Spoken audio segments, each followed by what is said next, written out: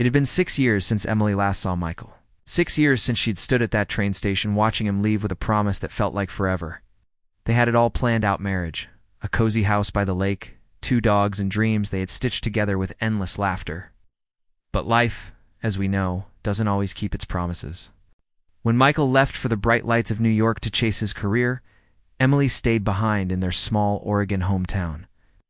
What started as loving late-night calls slowly dwindled into missed texts, unanswered voicemails, and eventually a deafening silence. She tried to convince herself he was just busy, that a love as strong as theirs couldn't possibly fade away. But as the seasons changed, so did people. One cold autumn evening, Emily sat at her kitchen table, the very same spot where they had mapped out their entire future. A single envelope lay in front of her. It was the letter she never sent. Addressed to Michael, it was written 3 years ago. On the night she finally realized he wasn't coming back. "Dear Michael," it began. "I still wait for your name to appear on my phone. I still look for your face in every crowd. You once said love doesn't die, but I think mine did, waiting for yours to come home." Her handwriting trembled with a pain that was still raw. But every single word carried the beat of a broken heart. She never mailed it. She knew deep down that it wouldn't change anything. He had already moved on. Years passed. Emily learned to smile again, because she forgot him. But because she accepted that some people are meant to exist only in our memories. She channeled her heartache into her passion and became a writer, pouring her brokenness into stories that healed strangers all across the world. Her words touched countless hearts, though no one knew they were all just fragments of one unfinished love story.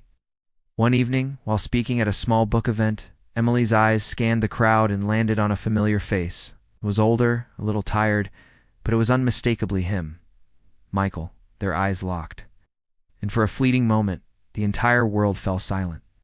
He approached her after the talk, his hands clutching an old photograph, the one they took on their first anniversary. "I read your book," he said, his voice soft and filled with emotion. Every single page felt like an apology. I never had the courage to say. She offered him a gentle smile, holding back the tears that threatened to fall. And every word she replied was the goodbye I never got to give.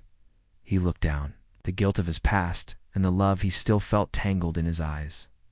"I thought I was doing the right thing," he confessed, "building a life so I could give you everything.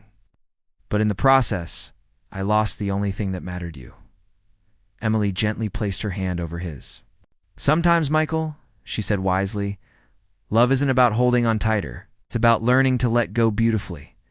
They talked for hours, not as former lovers, but as 2 souls who had once shared the same heartbeat, now reconnecting as friends.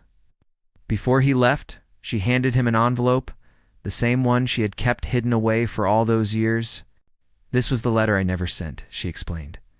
"I think it finally found its way to you." Later that night, alone in his hotel room, Michael opened it. As he read her powerful 3-year-old words, tears blurred the ink. And for the first time in years, he whispered into the quiet room, "I'm sorry." The next morning, Emily watched the sunrise, a quiet sense of peace washing over her. She realized she didn't need his apology for closure anymore. She had already written it for herself. Sometimes the letters we never send are the ones that truly set us free.